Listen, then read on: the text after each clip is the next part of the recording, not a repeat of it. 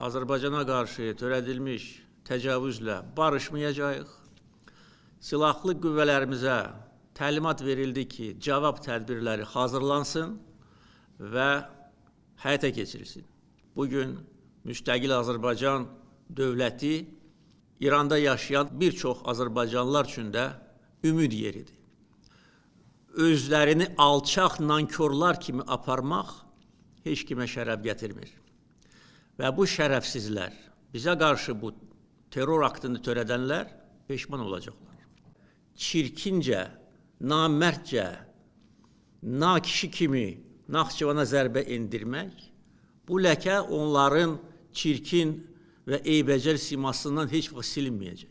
Azərbaycan xalqı əmin olmalıdır ki, istənilən bəd qüvvəyə qarşı bizim dəmir yumruğumuzu onlar görəcəklər.